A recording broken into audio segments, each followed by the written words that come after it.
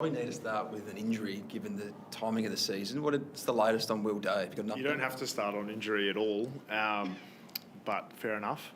So he had an X-ray already, so he got taken away and had the X-ray and no break, so good news. But that's not enough information, so he'll have other tests tomorrow, CTs or MRIs or whatever the medical team decide. But no break is, originally we thought probably there was something broken or whatever, but no break, so more information tomorrow. And, Jack Scrimshaw had that finger at the end? Yeah, popped his finger, so not sure. So I'm not sure if that was a real... Sometimes they can be nasty and sometimes they can be completely fine and they come back on, but his was a little bit worse than that, so we decided we didn't want to bring him back out. So again, he'll have an X-ray and see what's happening there and get more information the next day or two. What was your impressions of how, I guess, the team, it was such a red-hot start and how they responded, especially after Will went down in such pain? It could have easily rattled sort of everything. Yeah, it was a good lesson game for us. Our best was really good. Our first quarter, we're obviously moving the ball pretty well and scoring pretty freely and played some really good footy. And in the second quarter, they obviously changed a couple of things. They brought a bit more intensity and we weren't able to win our contest. I think they took 8 contested marks through a period of the game. We just weren't able to win enough contests to give ourselves a chance. We weren't able to get enough pressure on the way that they played. And if you think about where we're at right now, every game, as I've said, every game matters so much to us right now. We're in elimination finals every single week. So we take the points and we bank the win, and we know we get some confidence that our best is good enough and very good. But we also know that when we don't play to our best, then we can get pulled apart, which we did at different periods of today. Last week you sat here and said you're a little bit disappointed with the last quarter against Carlton. You didn't sort of put the foot on the throat as much. Are you similar about the last 3 quarters today? I mean, particularly the second quarter. I think if you look at the game holistically, you kind of have an understanding of it being a bit of a challenge. It was a different sort of a game. We weren't able to put enough pressure on them. We weren't able to get enough potency inside. I think we had 40 shots. We're over 40 shots on goal, but we weren't able to really put them away scoreboard-wise. I mean, it sounds like a funny thing to say from where we were earlier this year to not be as happy with the finishing. I didn't think our forward entries were as consistent as we have been. So there were some challenges in the way that we played and the way that they defended. But I said to the players, we've got to win every week, and we did what we needed to do today. How valuable has Jack Gunston been in the back end of this year in terms of his experience, especially with that young group? Yeah, I mean, Jack's been, for the whole year, even early in the year when he wasn't playing, I was super consistent in his value isn't just on the field. It's obviously fantastic when he comes out and he kicks 5. We'll definitely take that, don't get me wrong. But his value is through the week.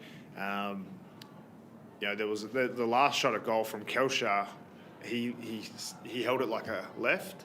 And he goes, no, that's too far out. That's a snap, because he was sitting on the bench. And he goes, no, that's too far out for the left foot snap. And then, sure enough, he goes back and has a set shot and kicks the goal. So you think about all the impact that he's having on other forwards and the way we're moving the ball, and it's quite valuable to have him and Luke Bruce down there being able to generate, a bit of the footy smarts that you need to play in that area of the ground. Speaking of Kelshaw, kicks 3 today. For a young player like him, getting towards the end of his first season, he still continues to front up each week. How pleasing is it to see what he's bringing?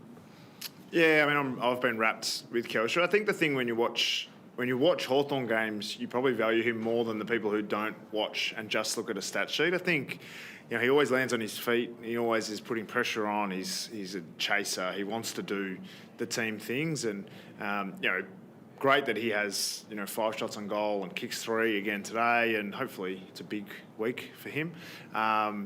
But he's been really valuable, even in the games where he's been statistically quieter.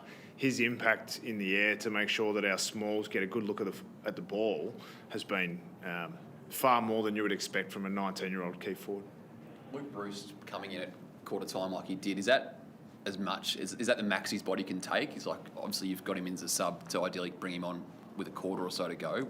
What scope does he have to play, I guess, with his body, and what's the max output he can play this year? No, I mean, they're quite confident. We always have the discussion about the sub, and with Luke in particular, when it's him, that how much footy can he play, and if we got an injury early, is he fine with that? And the medical team have always said, and Peter Burge has always said he's fine. If we get an injury in the first 5 minutes, he can play the whole game, absolutely. Will he back that up every single week for multiple weeks in a row? That's where he might get himself into some physical trouble, and he might need a bit of a spell, but be interested to see how he pulls up from the game. But I was actually...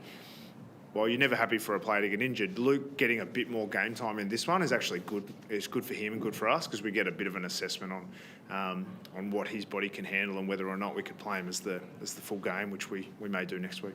What did you make of the Graham late sort of spoil on Cam McKenzie? Anything in it, do you reckon? No, I don't. I actually haven't. I don't know about it. Sorry, I don't. Oh, was that early in the game? Oh, he had the HIH. What's it called? HIH test. I didn't re-look at it. It was I think he got a 50 and kicked a goal and came back on. So yeah, I'll leave. I don't get involved in those ones. Would you have an issue if Cal Shadir was overlooked again for a Rising Star nomination? They didn't brief me on that. I don't think I'm allowed to. I don't think I'm allowed to have too much to say, but I was a little bit disappointed this week because I thought he was really important for us last week against Carlton, and he was obviously a prominent player in the outcome of today, and I thought he was really important for us. So, fingers crossed. With Will, was it just the collarbone a concern, or the shoulder, or anything else there? Obviously, he's avoided that break. Yeah, I actually don't know. He's obviously in a fair bit of pain, and they said it. Clavicle, so I said, does that mean collarbone? And they said collarbone, so straight away I said, I mean, as the coach, you're always thinking, okay, I love Will and I hope he's okay, but he actually can't help us on this moment, so I need to be very focused on what we're doing. I was pretty happy at the end of the game when the doc said that he was no break, so I think we'll support him and see how nasty it is.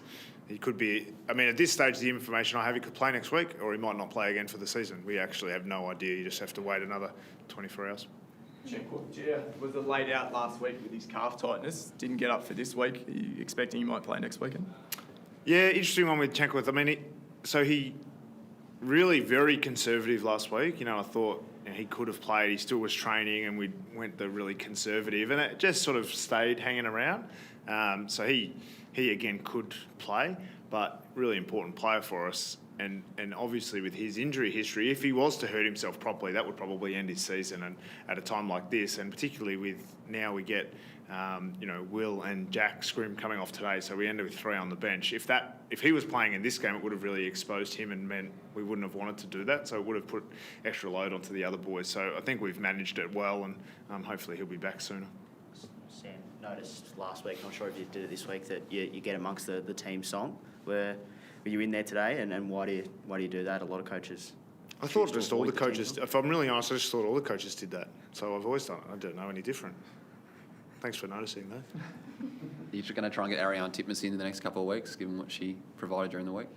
Well, I joked with the coaches that there was so much gold in her words, and we obviously filmed it with our own people, and you could just cut it up and use it all the time because of the information that she has. And I mean, the work ethic that you have to be an international swimmer is unbelievable for us mortals who watch what they do on the world stage. Is very different to our game. Obviously, very individual, a lot of alone time with your head under the water. So you look at the work ethic that she's produced.